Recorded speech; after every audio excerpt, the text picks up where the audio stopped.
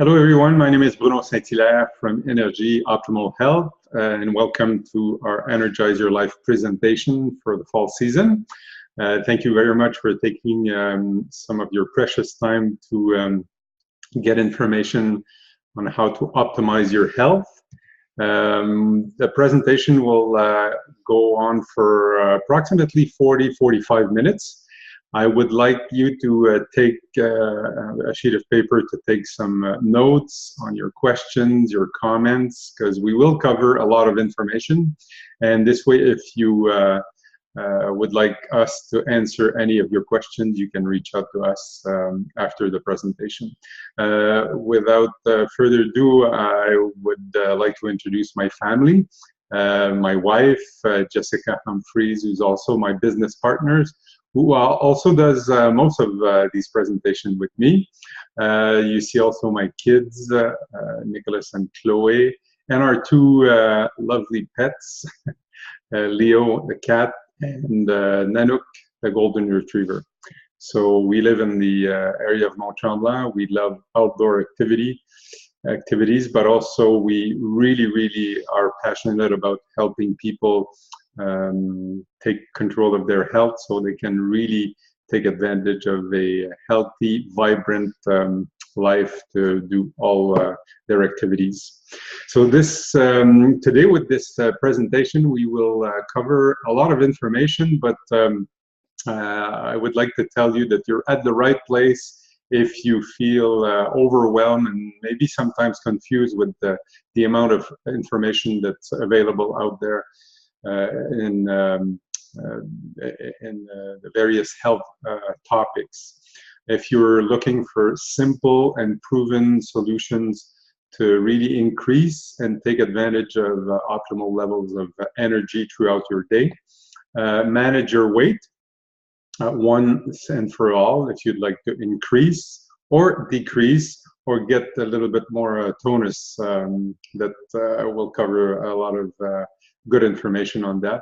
Or if you'd like to improve basically any aspect of your information, whether it's cardiovascular health, joint health, digestion, maybe cognitive health, you'd like to have more memory skills, we'll share a good information with you today. Also, I'd like to ask you, what is your personal health goal? If you're looking at the upcoming 12 months, is there one thing that you would like to improve in your health that would make a big difference? So I try to identify that number one goal and see how the information that I'll share with you today can have a positive impact on and help you reach that goal, hopefully. So we'll cover in 5 different topics a lot of information that will help you, I'm sure, to optimize your health. So how you can get the most of your first hour of every day when you wake up, how to make the better choices as far as food, so you ensure nutritious food that you eat every day. We'll cover the topic of supplementing your diet as well. Do we really need supplementing? And if we do, how can we pick the right supplements for us, the good quality, and so on and so forth? What are the best exercises to help you keep you in good shape, even though you might have a very busy schedule? Also, how to increase your overall energy and achieve your desired weight goals. So basically, that's what we'll cover. To introduce you to our philosophy of health, I always like to share this image where you see the 6 pillars of optimal health. And those pillars have been identified by the World Health Organization back about 15 or 20 years ago. And what came out of that statement from the World Health Organization is that each one of these 6 pillars are always interactive. So it would be a great mistake to, let's say you would like to improve your weight, to focus only on food or only on physical activity, because all the 6 aspects of, or the 6 pillars of health play a direct role with anything that you'd like to improve. Okay, they're also involved in any health challenges. So there's no health issues that you might face during your lifetime that is caused only by one aspect. So that's very, very important to understand. So they always work together in synergy, whether it's towards health or whether it's towards disease. Okay, so let me take a few minutes to explain the 6 pillars. Wholesome food, obviously, the goal of eating is providing ourselves with optimal levels of nutrients. And the only way we can achieve that is by starting with wholesome food. If we eat too much transformed food, transforms is the equivalent of less nutrients. So that's very, very important to understand. And that's proven, you know, over 7,000 years of studying of the human race has proven us that, you know, the healthiest population on the planet today, but several thousands of years ago, are eating, you know, foods that is provided by Mother Nature in its natural state. So it's very, very important to understand that. Now, the next pillar is physical activity. You've noticed that we've chosen a certain image that doesn't necessarily, you know, is related to long distance marathon or things like that. We simply need to understand that we need to move. Simply, it's as simple as that. Now, we'll cover that in a few moments later in the presentation. Now, nutritional supplements, most health authorities around the world agree in one thing, that we should supplement a healthy diet. So supplementing is not replacing healthy diet. That would be a very dangerous road to take. To think that, you know, I'm going to eat fast food today, but I'm okay since I eat good supplements. That would be a big mistake.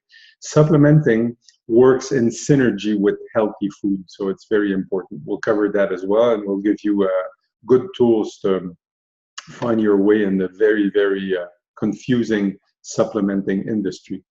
Also, emotional and relationship health, that's very, very important. So let's say you're eating wholesome food, you practice physical activity that you enjoy on a daily basis, you take good supplements that are really personalized for your goals, but the way that you speak to yourself is very negative, very dramatic, very, you know, it puts yourself down. That would be a very, very big and very costly mistake. So make sure that that aspect is very, very important in your goals on a daily basis. Start by speaking to yourself in a positive and optimistic way. It might start with when you walk out of the shower or your bath in the morning and you look at yourself in the mirror. So most of us have the tendency to look at certain things that we don't like about ourselves, and try to slowly change that habit, because it's really, really important. After all, you're the most important person in your life. So, and it starts by how you speak to yourself. Now, the 5th pillar is spirituality. You can include also with that word, the word environment. So basically, it's anything that's bigger than us that has an impact on our health. So it could be, often we would recommend people to just take a look at how they live their daily activities or daily life. Is it always at 400 kilometers an hour? And the only thing that you're looking for is tools or technology that will help you to go at 500 kilometers an hour. So that would be extremely, extremely dangerous. So on the opposite, if you're taking a few breaks throughout the day, just bring back peace in your busy schedule. It could be as short as 5 to 10 minutes without any technology, no phones, nothing, no music, just, and ideally, if you're able to step out in nature, that would be a very, very good start, you know, just to see how you feel about yourself. Are you happy? Is there anything that you need to change that you could be proactive about? Okay, so that would be that pillar. And then the last one, physiology and energy, deals basically with how your body is able to help the energy flow everywhere in your body. And obviously that's something very, very important. So these 6 pillars work together. Whether you like it or not, whether you're aware of it or not, they always work together. Now, it doesn't mean that food might not be a priority, you know, in the upcoming weeks or months, because you want to reach a goal that food is very important. But it would be a big mistake to neglect the 5 other pillars if you focus only on food, for instance. Okay. Now, have you ever done your energy balance test? And that's very, very important because actually the information that came out of a large study conducted by Harvard and Berlin School of Medicine, they worked in collaboration for almost 7 years, and they've examined the lifestyle of over 150,000 individuals. And they were looking at the topic of energy, and they were one of the questions that they wanted to solve doing that test for so many years is the human body able to produce more energy? Is there any food, any tool, any technique that we can apply? And one of the main things that came out of that big study is that no, the only thing that we are able to manage is energy stealers and energy producers in our daily life. So let me explain. What they discovered is that in each one of our cells we have DNAs, a little bit like a hard disk on your computer, where a lot of information is written down, you know. And your level of energy is something that is, you know, part of your DNA. And you won't be able to raise it, actually. You'll be able to reach your full potential, but you won't be able to make it, you know, to reach higher levels. Now, most people today, especially in North America, are literally bombarded by energy stealers.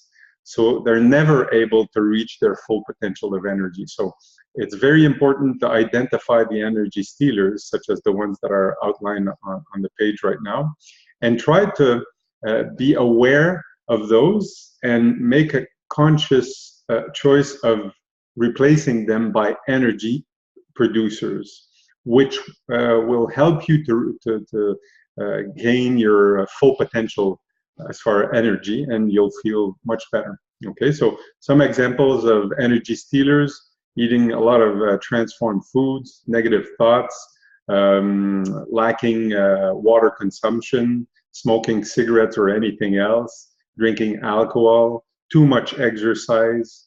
If you feel overworked, overwhelmed, that's all energy stealers. Energy producers, on the other hand, wholesome foods, good fats, taking good supplements, participating in fun activities, having a positive and optimistic attitude, making sure that on a daily basis your hydration level is optimal, and you know, spending time in nature, quiet, and just reconnecting with nature, because we're part of it. So those are all examples of energy producers. Okay, so try to again to identify the energy stealers, and consciously on a daily basis try to replace them, and this way you'll get closer to your full energy potential.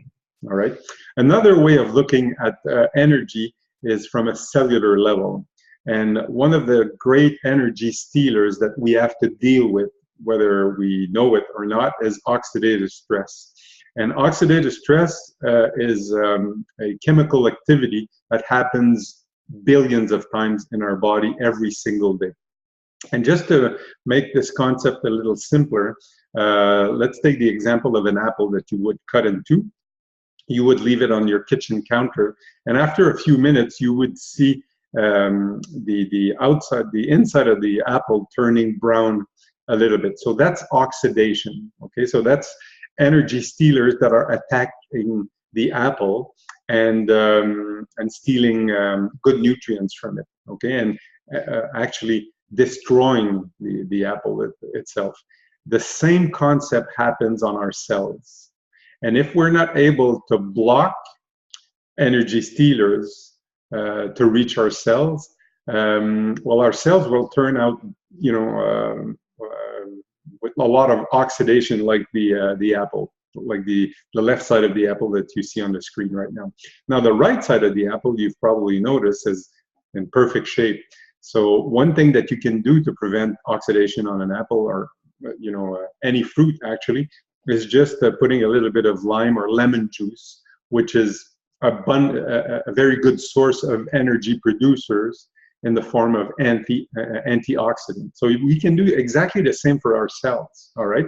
So here are a few examples of energy stealers that we call in biochemistry free radicals that we humans are literally, in some cases, bombarded on a daily basis. So stress, radiation, pollution, toxins, chemical products, pesticides, poor diet, GMO foods, they all attack and damage our cells.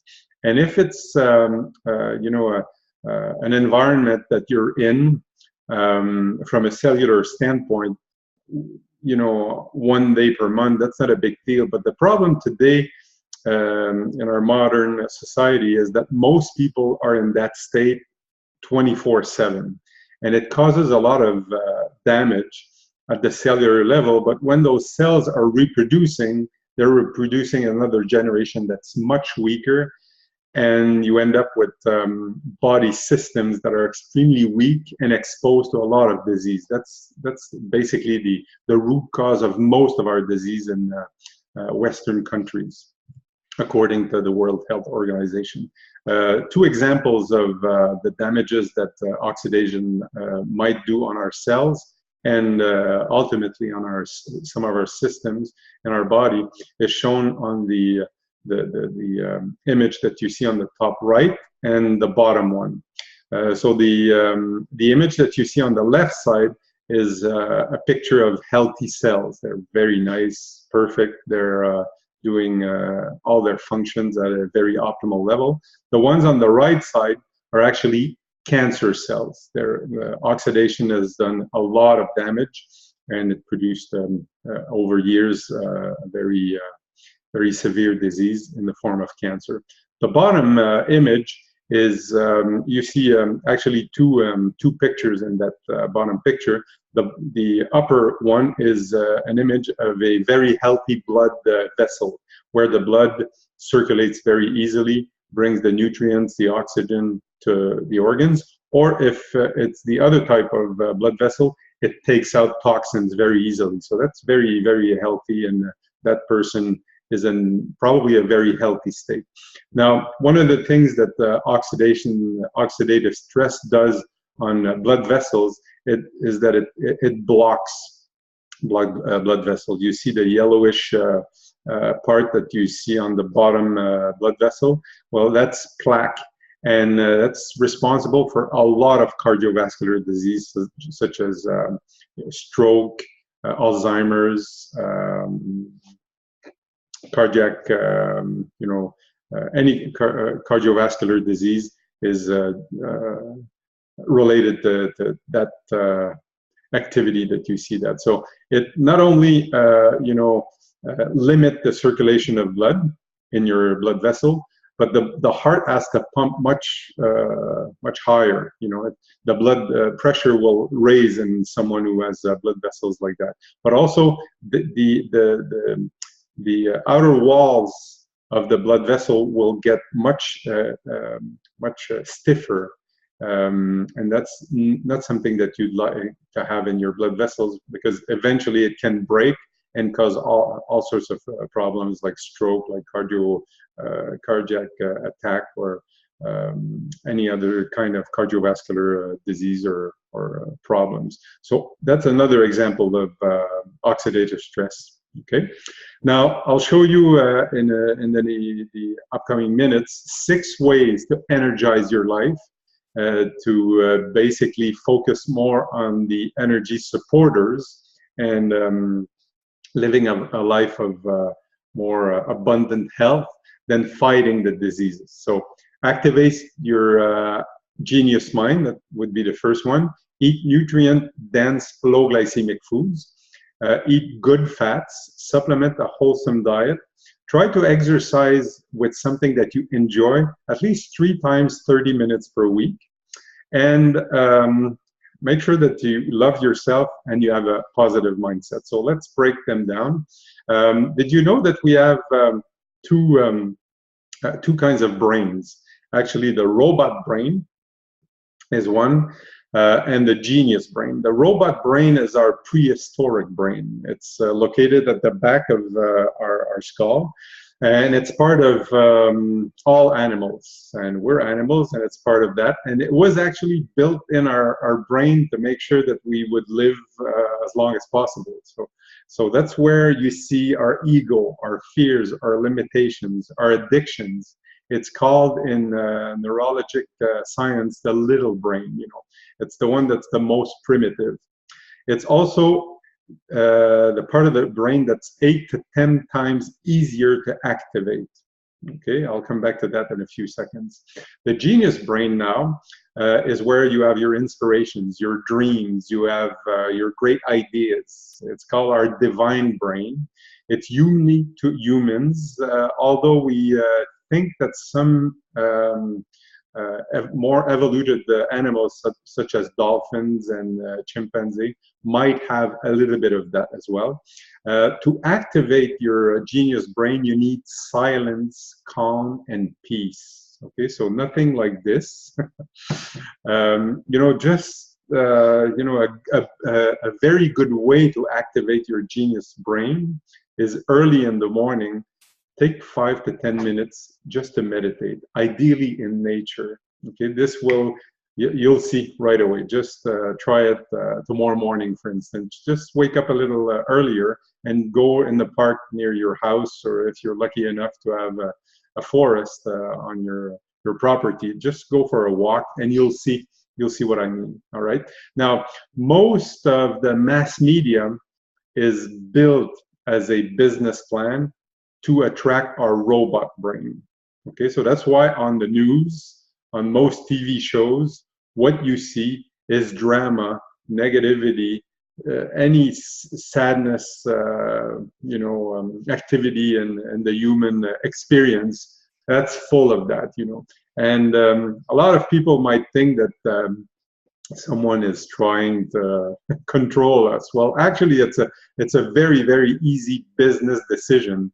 If you would, in your business, let's say, you would have a service or a product to sell, and you would know a technique that guarantees 8 to 10 times more results than the other one, would you agree that you would take that technique? Well, that's how come we have so much negativity on mass media, because it triggers the robot brain of the human brain, and it's much easier to attract. So it's very important to identify that and put yourself in an environment where you activate your genius brain as much as possible. All right. Now, the other aspect of the second step of energizing your life deals with what you put in your mouth as far as food. Now, we work at Energy Optimal Health with various serious tools that have been proven for some of them hundreds, if not thousands of years. And this is one of them. It's the Healthy Pyramid of Harvard School of Public Health, which is really similar to the type of diet that you see in Southern Europe and Northern Africa, in the Mediterranean area of the world, where we see the healthiest population on the planet. That's where you see the more people reaching 100 years old in a very healthy state. Okay, so it's not the only aspect, but it's very, very important. All right, so this gives you an idea of the other aspect of eating. Deals with something that has been researched a little more recently, actually back in the 80s, by a group of scientists at the University of Toronto. It's called the glycemic index of food. Now we have three types of, according to those researchers, three types of glycemic index. The high glycemic, medium glycemic, and low glycemic. So high glycemic food is typically the food that you eat, gives you a rush of energy for a couple of minutes, and then it drops, and then you're craving that food again. I'm sure that you have a lot of ideas on which type of food I'm talking about. Now, it could be solid food, but it could be liquid food as well. All right. So those types of food are the foods that you don't want in your body, because first of all, you're never satisfied. You're always craving, simply because it has the least amount of nutrients. So you're not feeding your cells. You're actually starving your cells. And you know, on a medium to long term, if this is the type of diet you're eating on a regular basis, which is the case for most North Americans, well, you'll end up with very severe degenerative diseases. So you don't want that at all. Ideally, you want low glycemic foods. Now, those types of food have two advantages. First of all, they're full of nutrients because they're least transformed. They're in many cases, they're anti-inflammatory food. So they're almost like a medical type of food in many cases, and that's, you know, documented with thousands of research in nutritional medicine. They are also a source of food that will stabilize your energy levels. So that's very important. If that's one of the goals that you're trying to reach in your life, to stabilize an optimal level of energy, you should definitely identify high glycemic food and take it away from your life as much as possible, because the minute that you eat one, it triggers the cravings, and it triggers the ups and downs in energy level, and also inflammation in your body. So the leading expert of that group of scientists that did a lot of research back in the 80s and 90s in the glycemic index world is Dr. David Jenkins. You see the picture at the bottom of the screen, who's a world-renowned scientist on metabolism of food. And they've categorized low, medium, and high glycemic with those numbers. So let's share a few examples of high glycemic food. So anything transformed, as you can see. I'll point to the cooked carrot, and we'll come back to that in a few minutes. So any cooked vegetable is high glycemic. By the process of cooking, microwaving, barbecuing a vegetable, you destroy a good part, if not all, nutrients, but also you turn that food into a very high glycemic type of food. So it wouldn't be a good idea to have only your intake of vegetables in the form of boiled or soups or stew, things like that, because you don't have any nutrients because of the destruction that heat produces on vegetables. And it's the same thing with fruits, by the way. All right. A few examples of medium glycemic foods that are okay, you know, that's it's all right, but it's not your optimal sources of nutrients. You'll need more of those foods to make sure that your cells have enough nutrients. All right. So remember that if you want to eat less and feel energized, you need to go towards medium and even better low glycemic foods. Here are a few examples, and you'll see that well, it's basically what Mother Nature is providing us with. You know, Mother Nature is full of love, and if it provides the best types of nutrients for deers, fish, wolves, well, we're part of those animals as well. So she provides us with very good nutrients if you don't modify them in the forms of the foods that we find, you know, in nature. Now, if you're a chocolate lover, you might be very happy that chocolate, if it's 70% cacao or more written on the labels, it's very healthy foods. All right. Now you notice, you remember the cooked carrot at 85, which is similar to table sugar. Well, a raw carrot is roughly 25 to 30, depending of the variety of carrot. All right, so that's the glycemic index. The third aspect of food is good fats, or fats, basically. Back in the 70s and 80s, here in North America, we've literally looked at fat as evil. You know, any kind of fat was really, really bad. And over the last 10 to 15 years, medical nutritional medicine research extensively research fats, you know, and we've discovered now that the human body needs fat. There's a lot of types of fats that we can't produce. They're called essential fats, such as omega-3 fatty acids. And we need to find them in the food that we eat. And a few examples of those foods are the ones that you see on the screen right now. So avocados, fish, grains. Now, I don't mean cereals. I mean grains such as seeds, sunflower seeds, chia seeds, nuts, healthy, untransformed, unprocessed oils such as olive oils, but also anything coming from cocoa.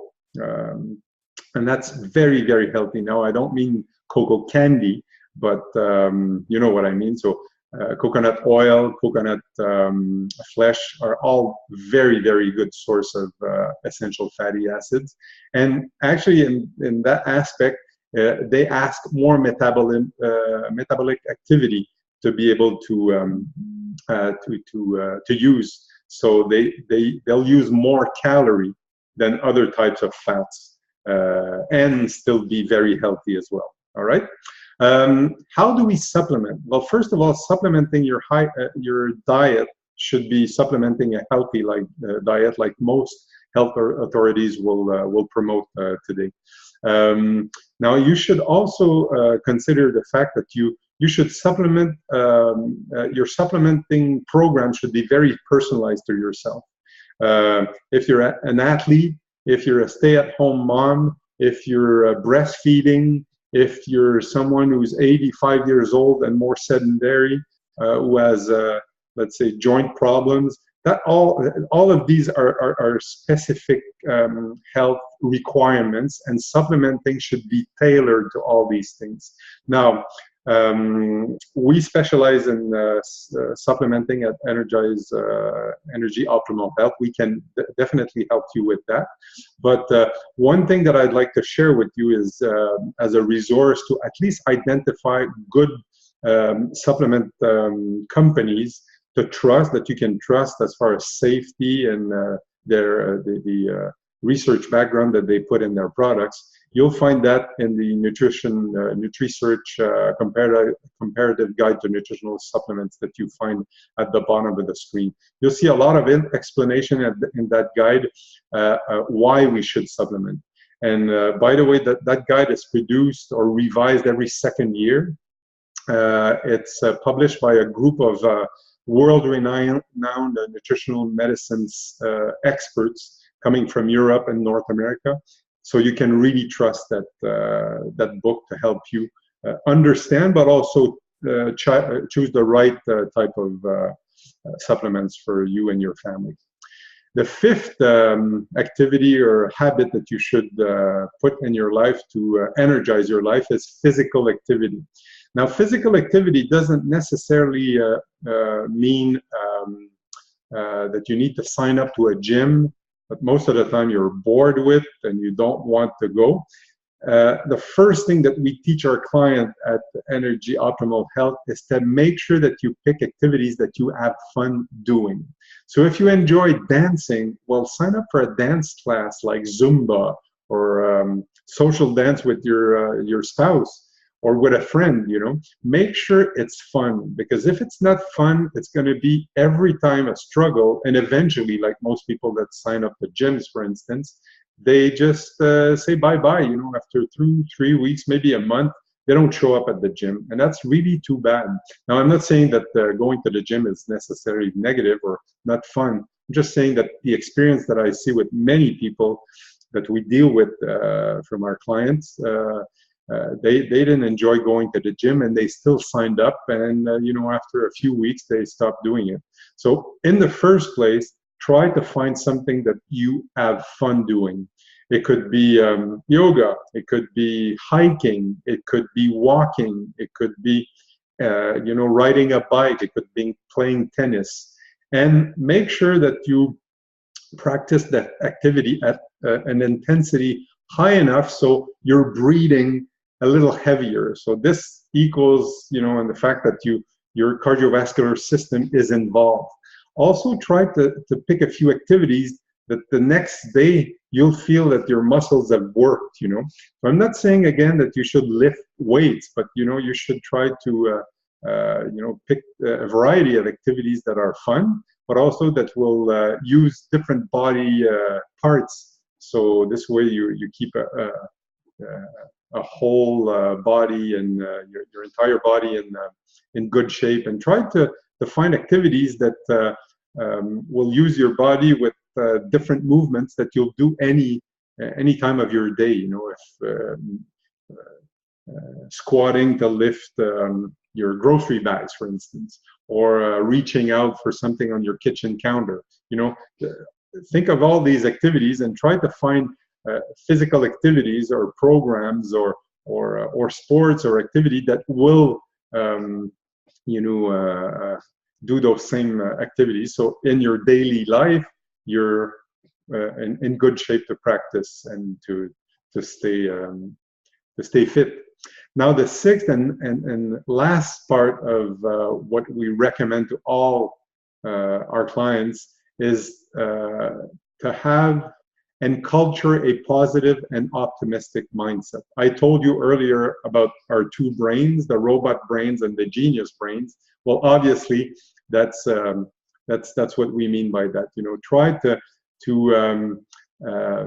surround yourself with people and activities and things that you read that are optimistic, that you'll feel happy once you've spent time with that friend or that neighbor or that work colleague, or you know, someone as a family member, or after you read that article or that book, you're happy and you feel optimistic in your heart instead of the opposite. You know, I know that you know really well what I mean. And you know, when we train our brain and our mind to be more optimistic and positive, we're much more well equipped to face the challenges in our life, and that's proven in the science of the neurons and, you know, the mind sciences. And it's been proven for hundreds of years that someone who's positive, optimistic, will get out and probably take out the positive out of a challenge in their life.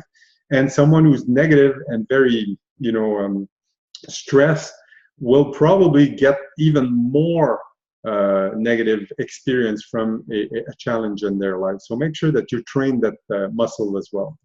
Now, at Energy Optimal Health, all the information that we share in webinars like the ones you're looking at this evening is coming from literally cutting-edge partners, such as the ones that you see on the screen right now: the Harvard School of Public Health, USANA Health Sciences Laboratories, Sanofi Medical Institute, just to name a few, just to reassure that what we tell you, even though it might destabilize some of the things that you believe in, let me reassure you that it comes from very world-renowned scientific authorities in the world of holistic preventative medicine. Now we have, if all of this is something that you'd like to explore a little bit more on a personal basis, we have different programs at Energy Optimal Health, and one of them is our Energy Challenge. It's a 4-week program that includes a meal planner, an ebook. It's actually a guide of 25 pages where you'll find all the high glycemic food charts and things like that. You also have in your program a weekly accountability calendar. All the information that you'll receive in the forms of videos and how to go from one step to the other is sent to you in a daily email. where you just click. There's a video link, and myself or Jessica, my wife, will explain to you what you need to do today and what you need to prepare for tomorrow.